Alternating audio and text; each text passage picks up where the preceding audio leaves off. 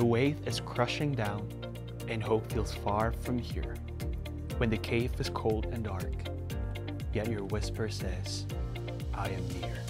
I will not be shaken, for my faith is built on the rock that never moves. Storms may come and winds may blow, but on Christ, my firm foundation, I stand. I won't stand alone in the battle. I will walk with those you send my way. I won't close my hands in the struggle. I won't give even when I fray. Under pressure, I will not be alone. Under pressure, I will not be crushed. Under pressure, I will make it through. Exodus 14 verse 14 says, the Lord will fight for you. You need only to be still. My house is built on you, Jesus, the rock that holds in every season. You've never failed and you won't start now.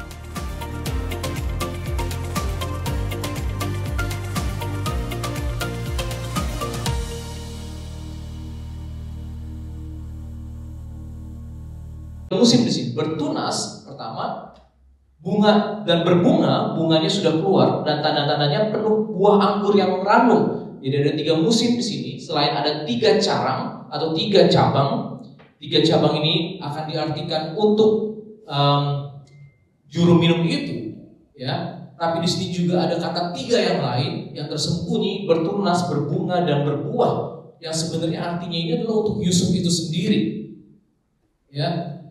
Kata 3 hari adalah kata yang penting dalam Alkitab, karena saudara kalau perhatikan kata 3, Esther itu berdoa puasa 3 hari, Yunus itu di perut ikan 3 hari, Tuhan Yesus itu dibangkitkan pada hari yang ketiga, Paulus dibutakan dan tetap buta selama 3 hari. Jadi 3 hari ini, 3 itu adalah angka pembebasan, ya. Dan kita akan fokus nanti dalam kata bertunas. 3 musim ini, bertunas, berbunga, dan berbuah. Kemudian di ayat 11 dikatakan, dan di tanganku ada piala Firaun, buah anggur itu kuambil, lalu kuperas ke dalam piala Firaun, kemudian kusampaikan piala itu ke tangan Firaun. Kata Yusuf kepadanya, beginilah arti mimpi itu. Ketiga carang itu artinya 3 hari. Jadi Yusuf hanya menerjemahkan cuma dari cerita tentang pohon anggur tadi, yang diterjemahkan cuma carangnya aja, tapi musim-musim itu dia nggak artikan, ya. Dalam 3 hari ini Firaun akan meninggikan engkau dan mengembalikan engkau ke dalam pangkatmu yang dahulu, dan engkau akan menyampaikan piala ke tangan Firaun seperti dahulu kala ketika engkau jadi juru minumnya. Tetapi ingatlah kepadaku apabila keadaanmu telah baik nanti. Tunjukkanlah terima kasihmu kepadaku dengan menceritakan hal ihwalku kepada Firaun, dan tolonglah keluarkan aku dari rumah ini.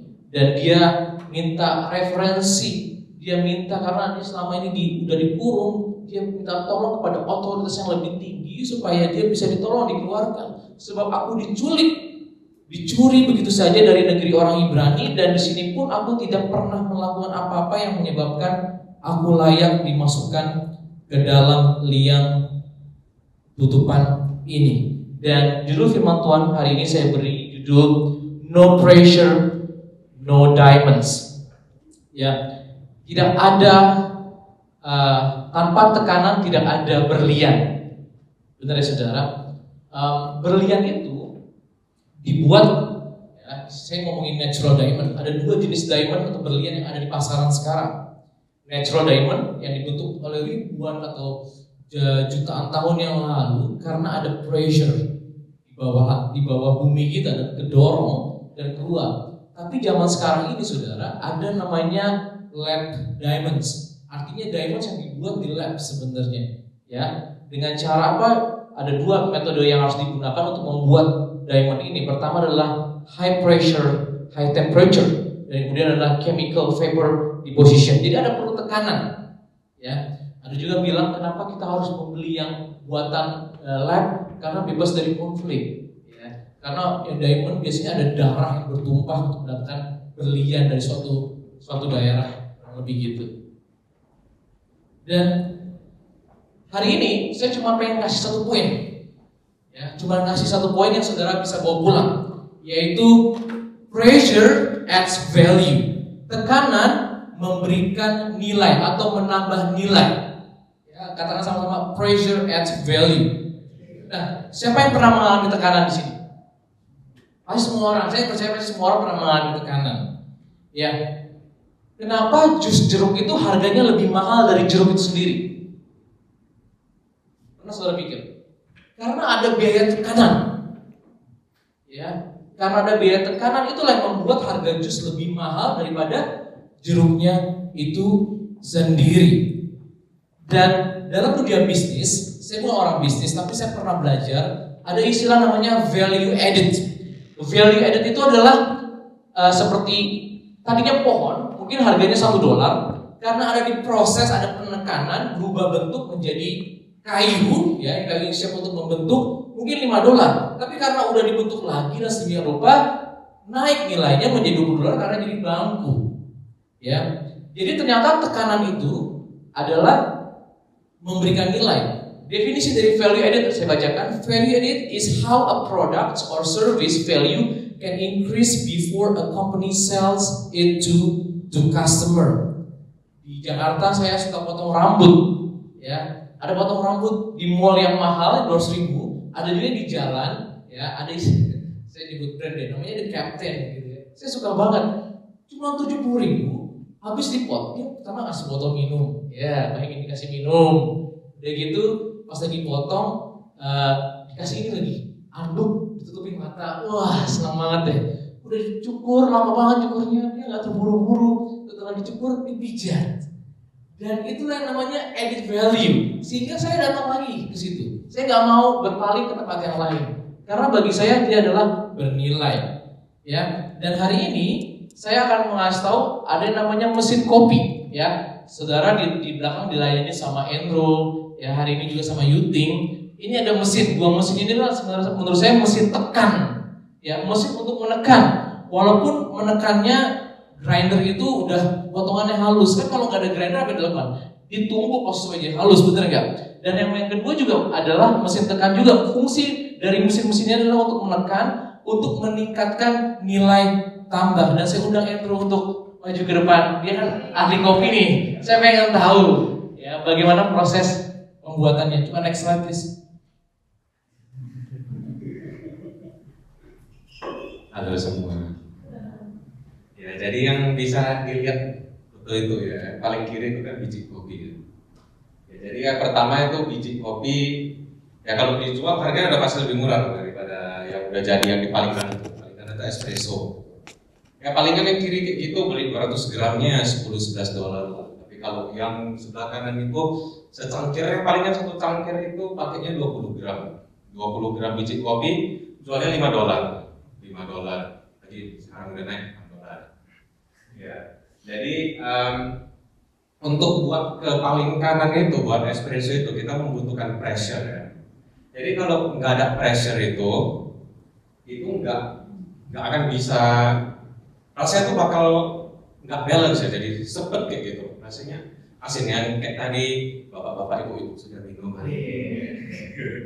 ya, ini kok sama Koyotin ya, rasanya balance kan ya. Kenapa bisa balance ya? Karena dia ada pressure, terus dia nggak leaking gitu. Kalau leaking gitu rasanya pasti nggak balance gitu. Dan juga ada krema ya. Jadi kenapa itu lihatnya kan kelihatan rich banget, creamy banget itu.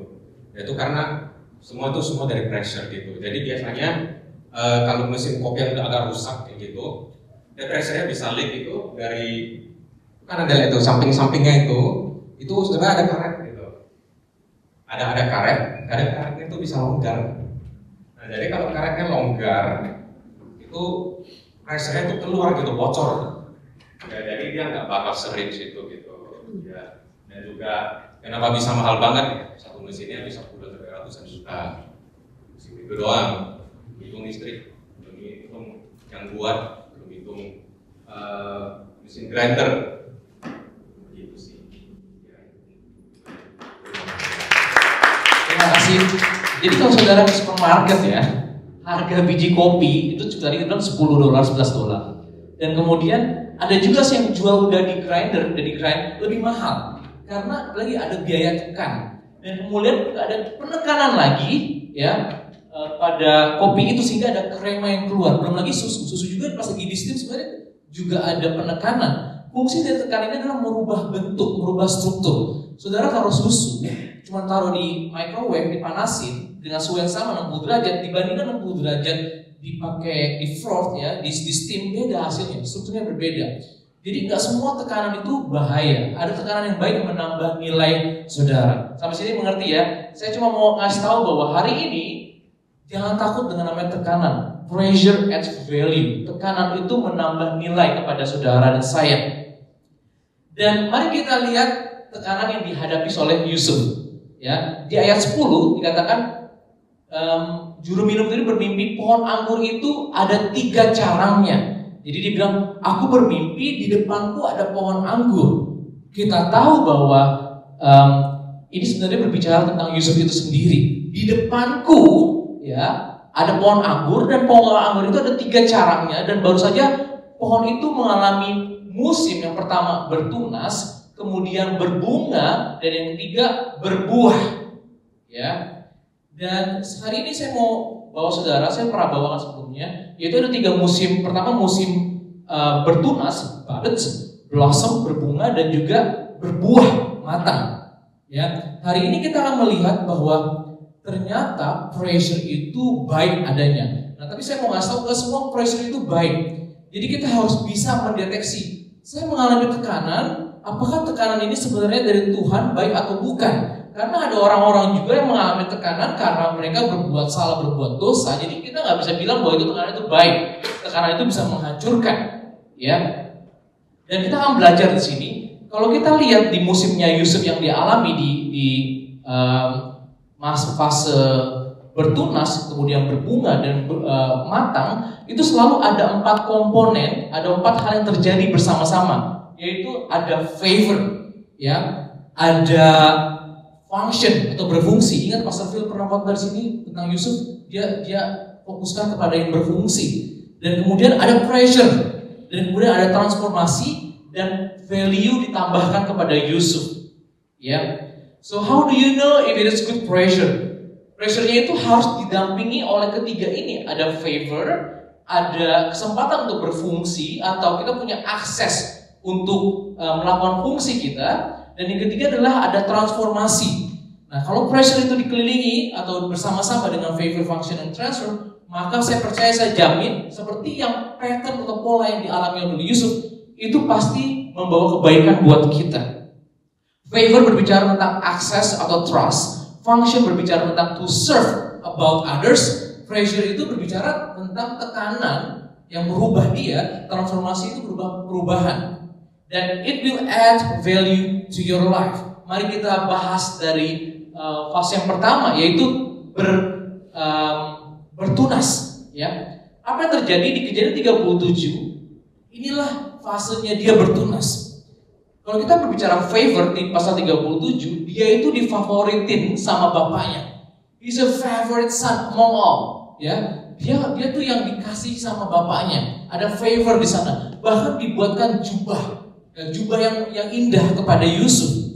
Dan kemudian ada function di sana. Dia melayani, dia mengembalakan domba juga, dan dikatakan dia tuh sebagai orang yang mendapat menerima report atau dia dikirim sama bapaknya kepada untuk tahu kabar saudara-saudaranya, dan dia pulang lagi. Bahkan Yusuf dikatakan di pasal itu dia melaporkan kejahatan-kejahatan saudara-saudaranya. Ya, jadi dia tuh kayak apa ya istilahnya? Ada kata yang tepat nggak ya? Dia tuh kayak spy-nya atau apalah ya. Dan kemudian yang menjadi kesayangan papanya. Ya, dan kemudian dia mengalami pressure, dia mengalami tekanan. Tekanannya itu adalah dia dibenci sama saudara-saudaranya nggak mau menyapa dia dengan ramah, bahkan dia lebih dibenci lagi setelah dia menceritakan mimpi, ya, bahwa dia adalah sebuah pohon, ya, yang buahnya itu akan menjadi buah yang penuh dengan otoritas sehingga mereka semua akan tunduk kepada dia. Bayangin. Dia mengalami pressure karena itu. Dan next, kita baca, pressure yang dihadapi, yang saya sudah compile adalah dia dibenci, hated, kemudian dia dilempar ke lubang dan dia dijual sebagai budak. Yusuf ini juga sebenarnya tipologi tentang Tuhan Yesus, tahu saudara? Itu mirip cerita dengan Tuhan Yesus. Dia dikasihi bapaknya, favorit bapaknya, sangat dikasihi bapaknya. Dia dijual sama saudara-saudaranya. Yusuf dijual 20 sikal perak, Tuhan Yesus dijual 30. Dan kemudian dia dibuang, ya, dia dijual dan dia ditempatkan kepada dua orang yang jahat. Yang satu menuju ke kehidupan, yang satu menuju kematian. Kita tahu itu. Dan dia diangkat dan dia ngomong, remember me, katanya. Kalau kamu nanti sudah sama Firaun, Yesus remember me. Waktu dia diangkat juga, dia belum menyampaikan dirinya secara jelas-jelas kepada saudara-saudaranya. Ya, dia harus datang kedua kalinya, baru dia reveal himself, I'm Joseph, your brother. Nanti Tuhan Yesus juga akan datang. Saya makanya lengkap sangat cerita Yusuf karena dia adalah tipologi atau bayangan dari Tuhan Yesus sendiri. Ya. Yang berikutnya adalah musim yang kedua adalah musim berbunga. Ini yang Yusuf alami di rumah Potifar, Kejadian 39. Ya, favornya apa? Dia disayang. Gitu. Yang pertama masa bertunas dia disayang sama bapaknya. Yang di sini dia disayang sama Potifar. Disayang sama Potifar, favor. Dan kemudian dia berfungsi di rumah Potifar. Apa saja yang disentuh dengan tangannya berhasil. Ternaknya berhasil, ya, semua ladangnya jadi subur, berbuah dan sebagainya. Dia berfungsi. Tapi keadaan dia berbunga, dia juga mengalami pressure, mengalami tekanan. Walaupun bukan tekanan dari Potifar, tapi tekanan dari istrinya Potifar. Marilah tidur dengan aku. Ada pressure di sana, ada temptation di sana untuk violate your integrity. Integritasnya supaya dilanggar, ya. Dan kemudian apa yang terjadi di sini? Dia mengalami favor, dia disayang sama Potifar, dia berfungsi. Dikatakan di ayat 5, di ayat 6, segala miliknya diserahkan kepada kekuasaan Yusuf dan dengan bantuan Yusuf ia tidak usah lagi mengatur apa-apapun selain daripada makanannya sendiri. Dia berfungsi dan dia mengalami tekanan dan mengalami perubahan. Next pressure-nya adalah yang ayat 19 di sini, jadi 39. Baru saja didengar oleh tuannya perkataan yang diceritakan istrinya, difitnah Yusuf sama istri Potifar kepadanya. Begitulah aku diperlakukan oleh hambamu itu oleh Yusuf. Maka bangkitlah amarahnya Potifar. Lalu Yusuf ditangkap oleh tuannya dan dimasukkan ke dalam penjara tempat tahanan raja dikurung. Demikianlah Yusuf dipenjarakan di sana. Itulah tekanan yang dialami. Ya, dia nggak berbuat salah. Tapi ingat, tekanan yang baik adalah harus didampingi dengan favor.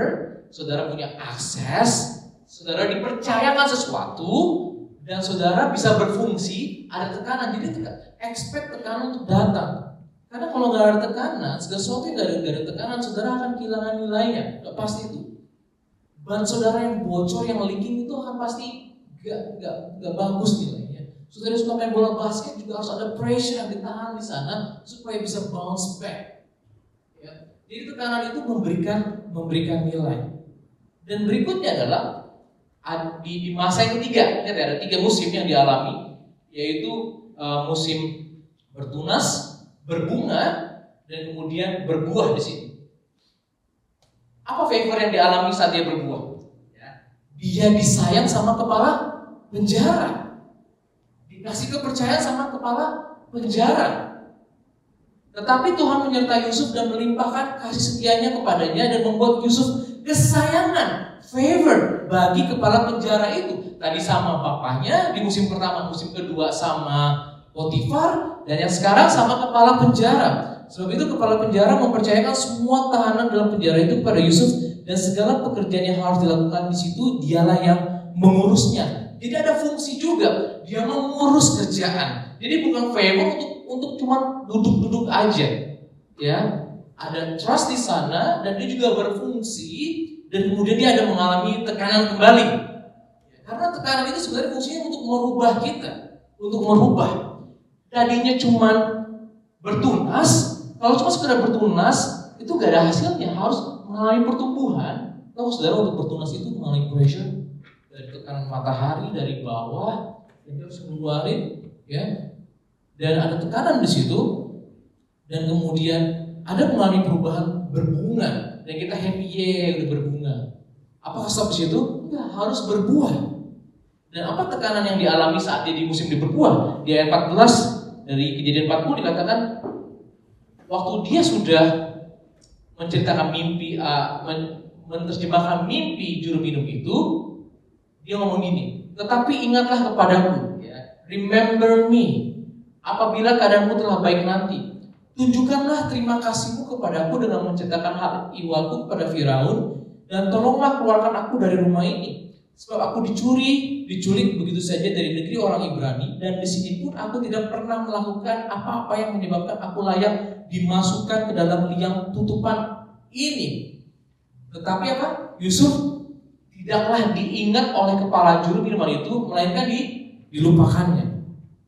Bayangin nih, setelah berhasil 3 hari, setelah 3 hari Firaun ulang tahun, happy birthday, happy birthday, happy birthday, dan kemudian juru minum diangkat kembali. Dia nunggu dong, mana nih kabarnya nih? Wah, baru pada datang, dia langsung sergap. Dia pikir ada orang yang mau datang mau bebaskan dia. Oh, mungkin sibuk kali dia, baru keluar dari penjara, dia mungkin mau holiday dulu, ya. Mau spa dulu kali, oh mungkin minggu depan deh, mungkin minggu depan. Datang gak nih? Wah, ada yang datang, ternyata bukan dia. Ada yang masuk, kita pikir, wah panggilan nih, oh bukan, belum juga nih.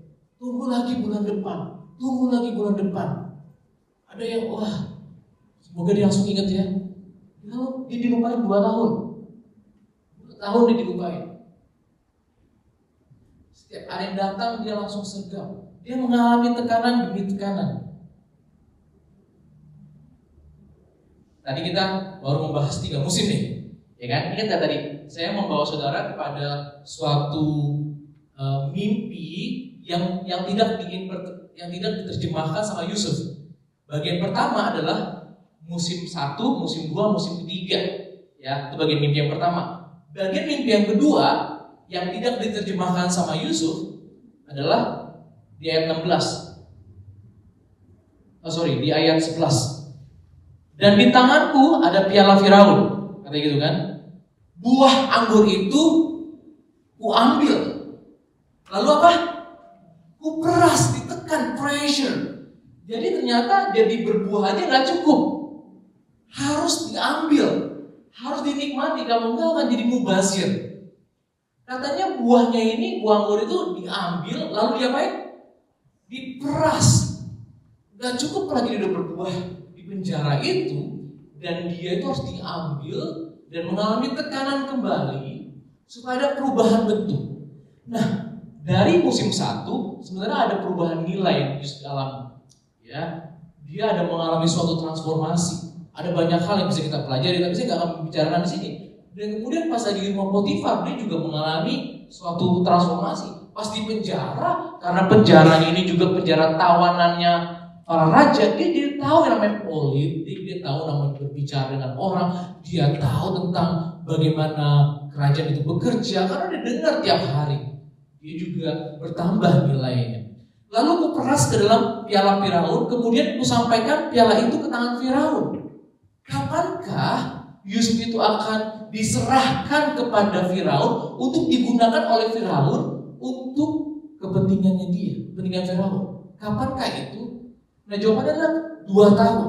Nah, kalau saudara baca dari Kejadian 37, ya, saya pernah membahas ini. Angka 2 itu penting karena berbicara tentang kematian dan kehidupan. Satu benih itu tidak akan pernah menjadi apa-apa kalau dia tidak mati dahulu, jatuh ke tanah, mati dan menghasilkan pohon dan berbuah. Itu firman Tuhan katakan. Dan di Kejadian 38, di tengah-tengah cerita Yusuf ada cerita tentang Yehuda dan Tamar. Yehuda dan Tamar itu ada dua cerita itu tentang kematian dan kehidupan. Dua anaknya itu mati dan ada dua anak yang baru lahir, yaitu Peres dan saya lupa. Ini artinya begini, dia bersinar dengan dia mengalami terobosan. Peres artinya terobosan dengan cara bersinar. Karena saya suka katanya karena huruf sama-sama S. Satu Shelah, satu lagi Zerah bahasa Inggris Zerah, yang artinya adalah dia harus bersinar. Jadi kata breakthrough itu harus bersama-sama dengan bersinar. Di pasal 38, kenapa kok ada kata itu gitu loh? Padahal cerita Yusuf, dan ternyata Yusuf itu untuk mengalami perubahan nilai, dia harus mengalami kematian dahulu, banyak hal yang mati dalam dirinya sehingga dia mengalami kehidupan. Ya, kata 2 tahun, ya, ini enggak kepala juru roti dan kepala juru minum juga mati, ada yang hidup. Kematian dan kehidupan. Selalu begitu polanya. Dan kapankah Firaun itu mengambil atau mendapatkan Yusuf? Yaitu di Kejadian 41. Setelah 3 musim berlalu, ada masa penggenapan. Dia adalah pohon yang menghasilkan buah untuk membantu Firaun. Saudara tahu nggak gambar ini? Ada anggur dan roti. Di next slide. Ya. Ini adalah menggambarkan juru minum dan juru roti. 2 produk yang saudara lihat di depan itu adalah hasil dari tekanan. Anggur itu karena ada tekanan, ya, wine itu adalah hasil dari tekanan. Karena ada fermentasi, saudara pernah lihat prosesnya? Kalau enggak gasnya enggak ada leak, itu bisa explode, meledak karena tekanan tinggi. Ya, yang dihasilkan dari fermentasi, gula yang bercampur dengan yeast. Dan roti juga adalah hasil dari tekanan. Saudara tahu cara buatnya? Adonannya ini. Dan juga ada mengalami tekanan dari yeast itu sendiri, mengalami rongga-rongga penekanan. Nah, 2 produk ini adalah hasil dari tekanan.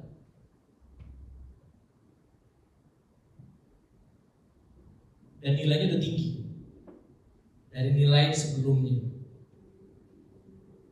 Tapi pertanyaannya, kenapa cuma 1 yang sampai kepada tujuan yang sesungguhnya? Karena kalau kita baca, one is consumed for the purpose. 1 anggur itu diberikan kepada Firaun untuk diminum, tetapi roti ini enggak. Karena kalau kita baca di ayat 16, apa yang terjadi ketika kepala juru roti mimpi? Ketika kepala juru roti itu melihat bahwa mimpi kepala juru minum itu memiliki arti yang baik, dia pun berkata kepada Yusuf, aku juga bermimpi. Dalam mimpiku ada 3 keranjang roti di atas kepalaku, jadi 1, 2, 3. Nah, keranjang yang paling atas katanya berisi macam-macam roti untuk siapa? Untuk raja. Tapi siapa yang makan? Tetapi burung-burung datang dan memakannya dari keranjang di atas kepala saya itu. Saudara, dari kecil sampai sekarang, saudara itu mengalami tekanan. Saya juga mengalami tekanan. Dan saudara, kalau saudara sadari bahwa nilai saudara sebenarnya bertambah. Sama seperti anggur dan roti ini. Mereka itu punya nilai yang lebih tinggi dari sebelumnya. Dan sebenarnya fungsinya itu adalah untuk raja. Saudara saya didesain punya nilai yang tinggi untuk kerajaan Tuhan. Tapi sayangnya banyak orang nggak menyadarinya dan tidak menjaga nilainya, ditaruh di paling atas, nggak di guard, sehingga hidupnya itu diberikan bukan kepada Tuhan, tapi kepada si burung. Tuhan Yesus juga pernah berkata tentang burung adalah si jahat. Ya, saudara saya ini punya nilai yang tinggi, bukan hanya saudara, tapi orang di luar sana juga. Mereka punya nilai yang tinggi, gak menyadari bahwa mereka memberi diri mereka yang berharga itu, dan mereka gak menyadari bahwa diri mereka berharga, dan memberikan tujuan hidup mereka kepada si jahat. Dan ini yang terjadi dari cerita ini. Jangan sepelekan nilai yang ada pada saudara sehingga memberikan diri kita kepada si jahat. Dan ini adalah tanggung jawab kita semua. Ya, saudara sudah belajar mengenai namanya pressure. Nilai itu ada bertambah karena adanya tekanan. Buktinya adalah Yusuf. Dia mengalami tekanan demi tekanan di setiap musim kehidupannya untuk memberikan nilai kepadanya. Dan dia menjaga integritasnya. Dia pengen memberikan dirinya itu untuk Tuhan. Ya, dan itulah sebabnya dialah yang menjadi mimpi di juru minum itu. Dia menjadi anggur yang diperas, ya, dari buah anggur yang udah matang diperas dan disampaikan kepada Firaun untuk menolong Firaun. Dan roti juga nilainya sudah tinggi. Ya, saya percaya roti yang di serve pada raja itu bukan roti yang kaleng-kaleng. Rotinya pasti roti yang sungguh menarik mata dan juga sangat lezat di mulut. Tapi kenapa nggak sampai ke Firaun? Karena dia diberikan kepada burung. Sampai sini saudara mengerti? Yang terakhir, sama seperti Yusuf. Ya, tadi kita belajar pola prinsip. Kita harus belajar pola prinsip dari Alkitab. Ternyata pressure itu baik untuk kita. Tapi kita perlu tahu pressure yang baik itu adalah saat ditemani dengan namanya favor dan juga kita dikasih kesempatan untuk berfungsi. Ya, ada pressure dan kemudian ada transformasi. Ya, kalau kita lihat memang kelihatannya Yusuf ini mengalami bukan promosi kok kayak tambah lama tambah turun, ya, di rumah Potifar turun lagi, turunnya ke dalam lagi, ke dalam suatu dibilang tempat yang ada lubangnya, yang ada tutupnya itu. Dan saudara mungkin sama seperti berlian ini, ya, diamond. Sama seperti Yusuf, pola dan prinsip yang terjadi dalam hidup kita bisa digambarkan seperti berlian yang sedang dibentuk. Ya, sama seperti judul khotbah hari ini, no pressure, no diamond, dan berada di lingkungan yang gelap dan tidak sepatutnya. Seperti ini. Yusuf itu adalah sebuah berlian yang berada di tempat yang tidak sepatutnya, selayaknya, benar ya? Dia bersinar. Dia bersinar.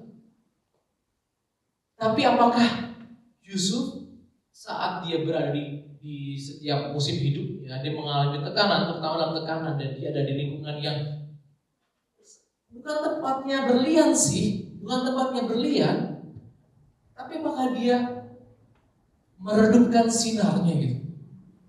Enggak, dia tetap mengeluarkan sinarnya. Sampai suatu hari nanti ada orang yang notice kok bahwa dia adalah berlian yang bagus, dan berlian yang bagus itu pasti akan diangkat kalau itu ada ditemukan di tempat sampah, dan dia akan diangkat dan ditaruh di tempat yang selayaknya, sepatutnya.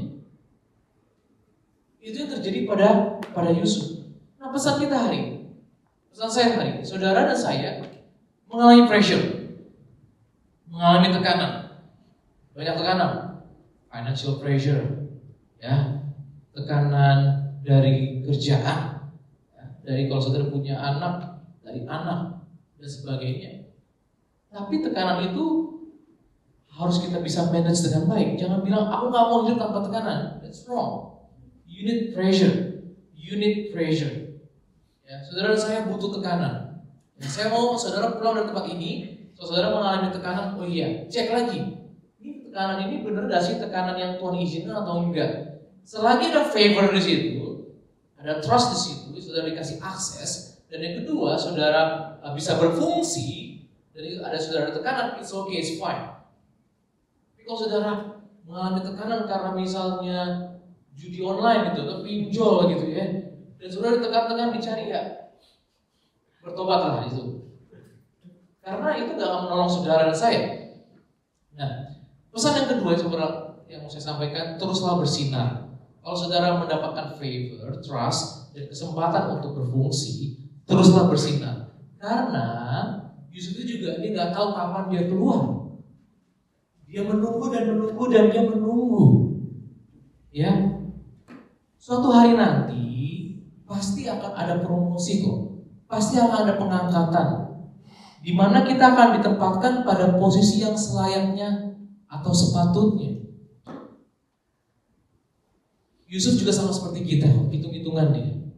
Dia melihat, wah ini akses nih, ada kepala juru minum, kepala juru roti nih, dilayani dengan baik.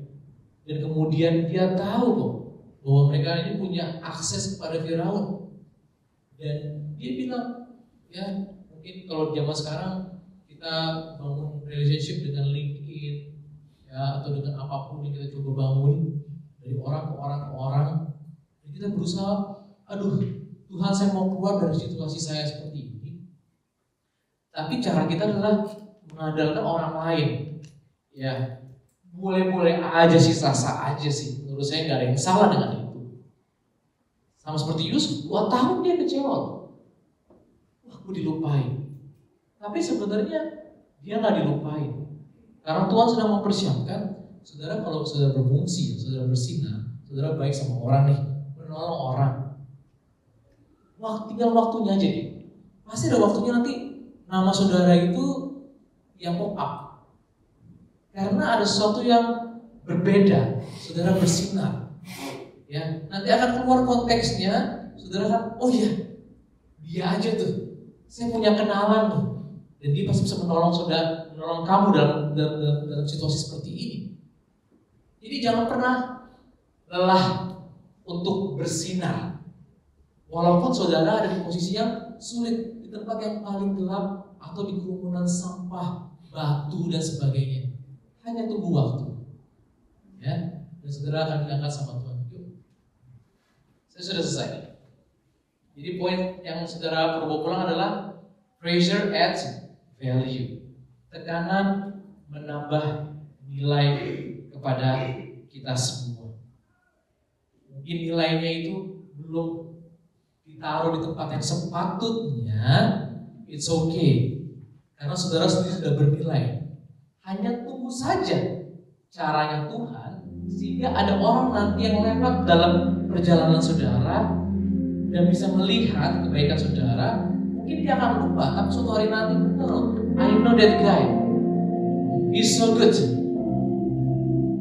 Saudara cuma butuh 1 orang dan saudara untuk datang untuk mengangkat saudara naik.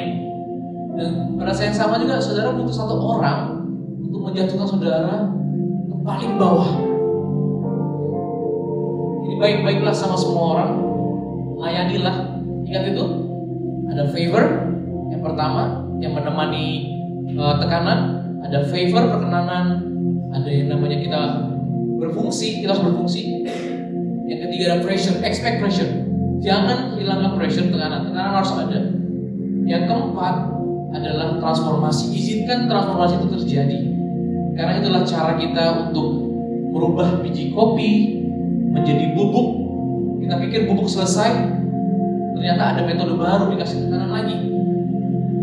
Dengan air yang sedikit di-press, ya, maka masih ada krema. Bisa sih. Saya waktu masih kecil, saya tuh udah kenal namanya mesin kopi. Tetangga saya tuh suka, saya nyebut brand lagi nih, kopi kayak kapal api lah, tubruk gitu kan, tau kan? Kopinya langsung dimasukin ke gelas, masukin air panas, jadi saudara lihat bubuk gitu. Kadang-kadang minum ada bubuk gitu. Jadi saya nggak tahu di dunia lain ternyata ada mesin ya. Dan setelah saya di New Zealand saya tahu ada mesin kopi ya. Lama sih saya mengenal mesin kopi karena saya pernah tinggal di Singapura, kopinya kopi tarik, beda, pakai air panas juga sih, tapi kayak mesin kayak pakai kaos kaki gitulah. Jadi saya nggak pernah melihat krema, walaupun menurut Andrew sebenarnya ada krema juga yang keluar. Cuma pas lagi di ada mesin ini, ada tekanan, ada keluar krem. Saudara butuh tekanan untuk mengeluarkan apa yang ada di diri saudara. Juicy-nya itu loh, saudara mengalami tekanan demi tekanan. Popcorn juga saudara taruh di microwave ya, ditutup mengalami tekanan, panas itu mengalami tekanan dan akhirnya berubah bentuk. Jadi tekanan itu saudara dan saya perlukan untuk berubah bentuk. Amin. Nah kita butuh Tuhan untuk kita bisa melewati setiap musim ini.